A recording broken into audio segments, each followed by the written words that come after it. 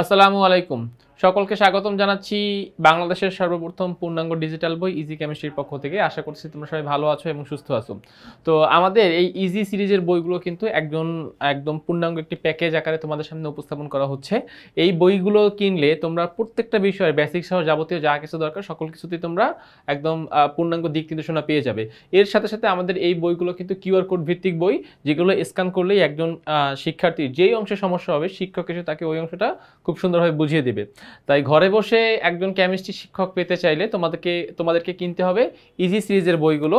এবং কেমিস্ট্রিতে যদি ভালো করতে চাও, কেমিস্ট্রিতে যদি তোমরা 100তে 100 পেতে চাও, তোমাকে সংগ্রহ করতে হবে ইজি কেমিস্ট্রি বই। ওকে, তো চলো আজকে আমরা কথা বলবো যেই অংশ নিয়ে, সেটা হচ্ছে সিলেট বোর্ড 2022-এর একটি বোর্ড প্রশ্ন। দেখো এখানে আমরা দুইটা গ্রুপ দেখতে পাচ্ছি, একটা হচ্ছে গ্রুপ 1 আর একটা হচ্ছে গ্রুপ 2। তো গ্রুপ 1-এ দেখো যেই সংখ্যাগুলো দেওয়া আছে 13, 14, 31, এগুলো সব হচ্ছে পারমাণবিক সংখ্যা। সো x13 তার মানে x হচ্ছে অ্যালুমিনিয়াম, y14 y হচ্ছে সিলিকন, আর z হচ্ছে গ্যালিয়াম। আর এখানে যেগুলো দেওয়া আছে m q r এগুলো হচ্ছে ভর সংখ্যা 88, 58 এবং r হচ্ছে 19। ওকে, তো আমরা এখন এখান থেকে মূলত প্রশ্নগুলোর অ্যান্সার সলভ করার চেষ্টা করব।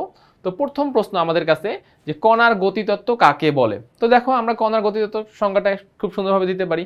এখানে কি বলা হচ্ছে যে আন্তঃকণা আকর্ষণ শক্তি এবং কণাগুলোর গতিশক্তি দিয়ে পদার্থের কঠিন, তরল এবং গ্যাসীয় অবস্থা ব্যাখ্যা করার তত্ত্বকে কণার গতিতত্ত্ব বলে। অর্থাৎ আমরা যে কণার গতিতত্ত্ব বলতে পদার্থের যে দুইটা অবস্থা, একটা হচ্ছে গতিশক্তি আর হচ্ছে আন্তঃকণা আকর্ষণ বল। সো এই দুইটা সমন্বয় করে আমরা যে পদার্থের যে অবস্থা বা যেই তত্ত্ব, কণার যে তত্ত্ব, সেই তত্ত্বকে কি বলা হয়? পদার্থের কণার গতিতত্ত্ব বলে।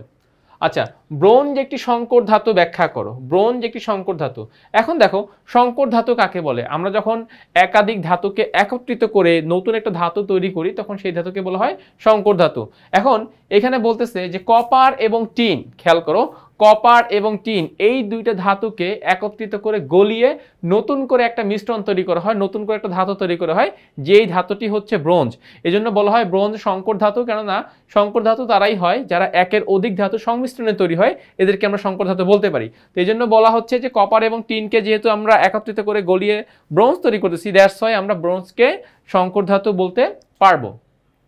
ওকে, এবারে যাচ্ছি আমরা গ এর প্রশ্নে। দেখো গ এর প্রশ্নে কি বলেছে যে গ্রুপ 2 এ উল্লিখিত মৌলসমূহের পর্যায় সারণীতে অবস্থান নির্ণয় করো। গ্রুপ 2 তে উল্লিখিত মৌলসমূহের পর্যায় সারণীতে অবস্থান নির্ণয় করো। তো আমরা ফার্স্টে এখান থেকে আসি। দেখো তো এখানে আমাকে যেই তথ্যগুলো দিয়েছে যে তিনটা মৌল, দেখো একটার ভর ছিল 88, একটার ভর ছিল 58 আর একটার ভর ছিল 19। এখানে তোমাদেরকে যদি আর একটু সৃজনশীলটা দেখিয়ে দিই তাহলে আর একটু বুঝতে সুবিধা হবে। দেখো এম হচ্ছে 88, কিউ হচ্ছে 58, আর হচ্ছে 19। এই সবগুলাই কিন্তু আমাদের ভর সংখ্যা। আমাকে এখান থেকে কোশ্চেনটা একটু ট্রিকি করেছে যে ভর সংখ্যা থেকে মূলত পরমাণুগুলো শনাক্ত করতে হবে। তো চলো আমরা এখন এখান থেকে আসলে শনাক্ত করি। তাহলে যেটা বললাম যে 88 ভর বিশিষ্ট মৌল হচ্ছে স্ট্রনসিয়াম, আর 58 ভর বিশিষ্ট মৌল হচ্ছে কোবাল্ট, আর 19 ভর বিশিষ্ট মৌল হচ্ছে ফ্লোরিন। তো এগুলো আমাদেরকে মূলত র্যান্ডমলি ভর থেকেই এই মৌলগুলো বের করে ফেলতে হবে। দেন আমরা যাব এদের ইলেকট্রন বিন্যাস। তাহলে ফ্লোরিনের ইলেকট্রন বিন্যাস করো 1s2 2s2 2p5। দেন কি হয়? সর্বোচ্চ কোয়ান্টাম সংখ্যা কত? সর্বোচ্চ কোয়ান্টাম সংখ্যা হচ্ছে 2। সর্বোচ্চ কোয়ান্টাম সংখ্যা হচ্ছে 2। সো ফ্লোরিনের গ্রুপ কত? ফ্লোরিনের পর্যায় কত? ফ্লোরিনের পর্যায় হচ্ছে 2। ঠিক আছে, আর গ্রুপ কত হবে? যেহেতু লাস্ট ইলেকট্রন এস এবং পি তে গিয়েছে, সো আমরা এস এর ইলেকট্রন নিব, আমরা পি এর ইলেকট্রন নিব, প্লাস এক্সট্রা 10 যোগ করব। সো কত হচ্ছে?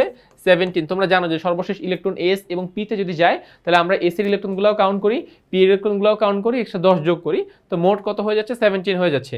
এবার আসো কোবাল্ট এর কাছে। এবার আসো কোবাল্টের কাছে যাব।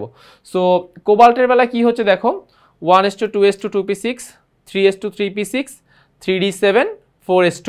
আমরা ফার্স্টে এরকম ইলেকট্রন বিন্যাসগুলো কমপ্লিট করলাম। সর্বোচ্চ কোয়ান্টাম সংখ্যা কত? সর্বোচ্চ কোয়ান্টাম সংখ্যা হচ্ছে 4। তাহলে কোবাল্ট কত পর্যায়ের মৌল? কোবাল্ট চতুর্থ পর্যায়ের মৌল। গ্রুপ কত হবে? যেহেতু ইলেকট্রনগুলো সর্বশেষ ইলেকট্রনগুলো ডি এবং এসে গিয়েছে, তাহলে কি করতে হবে? ডি এর ইলেকট্রন প্লাস এস এর ইলেকট্রন এই দুটোকে যোগ করতে হবে। সো কত? 9। তাহলে কোবাল্টের গ্রুপ হচ্ছে 9 আর পর্যায় হচ্ছে 4, কেননা এখানে সর্বোচ্চ কোয়ান্টাম সংখ্যা কত? 4। সর্বোচ্চ কোয়ান্টাম সংখ্যা 4। আচ্ছা, এবারে দেখো সবার নিচের দিকে strontium 1s2 2s2 2p6 1s2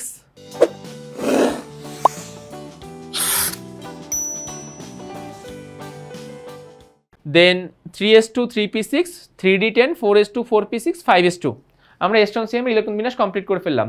তাহলে এখান থেকে সর্বোচ্চ কোয়ান্টাম সংখ্যা কত 5, তাহলে স্ট্রনসিয়ামের পর্যায় কত হবে বলো তো, স্ট্রনসিয়ামের পর্যায় হবে 5 আর গ্রুপ কত হবে, যেহেতু সর্বশেষ ইলেকট্রন এসেই আছে শুধুমাত্র 5s2 সর্বশেষ ইলেকট্রন শুধুমাত্র এসে আছে, তার মানে আমরা এসি এর উপর যতগুলো ইলেকট্রন আছে সেগুলো কাউন্ট করে দিলেই আমরা এখান থেকে গ্রুপ পেয়ে যাচ্ছি। সো স্ট্রনসিয়ামের গ্রুপ হচ্ছে 2, কেননা এসি এর উপর শুধুমাত্র কয়টি ইলেকট্রন রয়েছে 2টা।